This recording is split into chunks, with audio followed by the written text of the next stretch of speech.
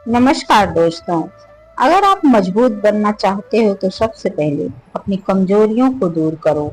एक बार कमजोरियां दूर हो जाएंगी तो फिर आप कुछ भी कर सकते हैं। एक कहानी के माध्यम से समझते हैं।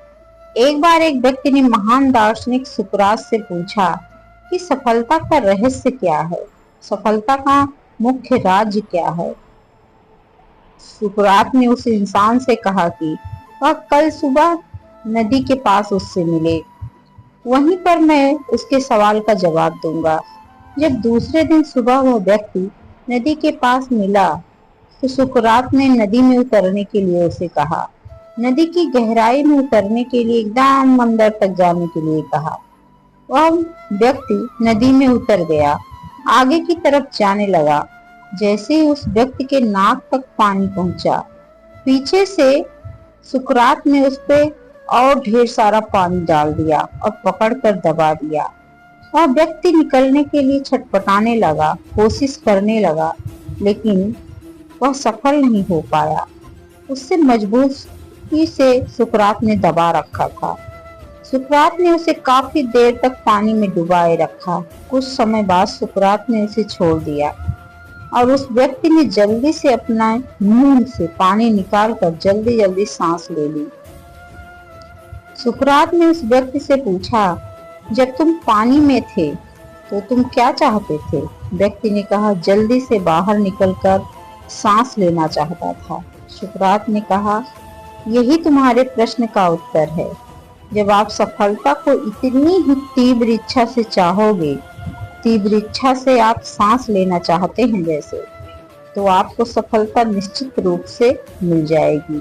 लेकिन जैसे अभी अभी तुमने अपना छटपटाहट के साथ सांस लेने की कोशिश की और अपने को छुड़ाने की मुझसे, उसी तरह तुम्हें लगन से और मेहनत से अपने कार्य को करते रहना होगा, तभी आपको सफलता मिलेगी। प्राचीन समय में विद्यार्थी गुरुकुल में ईमानदारी से पढ़ते थे। बच्चे को शिक्षा ग्रहण करने के लिए गुरुकुल भेजा जाता था। आश्रम में गुरु के सानिध्य में बालक गुरुकुल की देखभाल करते थे और अध्ययन भी करते थे। वरदराज को भी सभी तरह के गुरुकुल भेजे गए। वहां आश्रम में अपने साथियों के साथ घुलने मिलने लगा हुआ, लेकिन वह पढ़ाई में बहुत ही कमजोर था। गुरुजी की कोई भी बात बहुत कम समझ में आती थी। इस कारण सभी के बीच वह उपहास का कारण बनता था। उसका सारा साथी अगली कक्षा में चले गए, लेकिन वह आगे नहीं बढ़ पाया। गुरुजी ने भी अंततः उन्हें कहा, बेटा वरदराज, मैंने सारे प्रयास करके देख लिए हैं। अब यही उचित होगा कि तुम यहाँ अपना समय बर्बाद मत करो।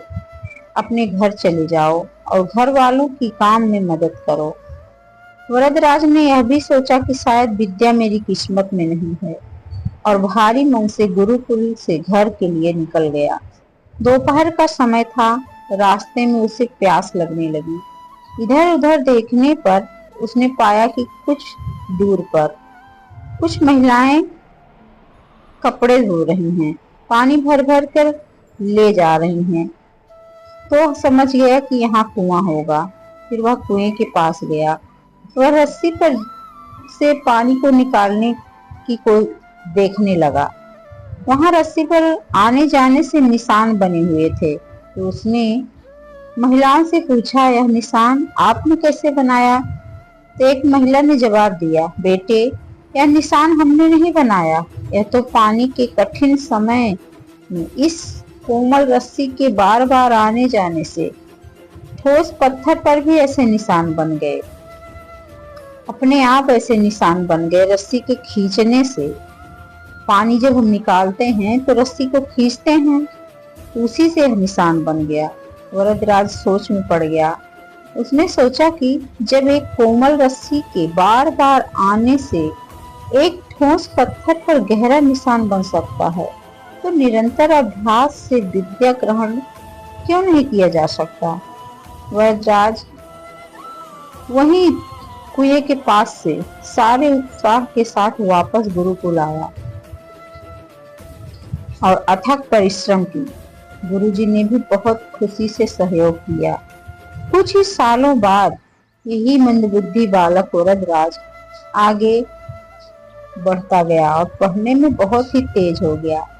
संस्कृत व्याकरण का महान विद्वान बनाया आगे चलकर, जिन्होंने लघु सिद्धांत कौमुदी, मध्यम सिद्धांत कौमुदी, सार सिद्धांत कौमुदी, गीर्वाण पदमंजरी की रचना की। अभ्यास की शक्ति का तो कहना ही क्या है, यह आपके हर सपने को पूरा कर सकेगी। अभ्यास बहुत जरूरी है, लेकिन क्योंकि वो खेल में हो या अध्ययन में या किसी और चीज में, बिना अभ्यास के आप सफल नहीं हो सकते। यदि आप बिना अभ्यास के केवल भाग्य के अनुसार बैठे रहेंगे, भाग्य के भरोसे, तो अंत में आपको पछतावे के सिवा कुछ भी हाथ नहीं लगेगा।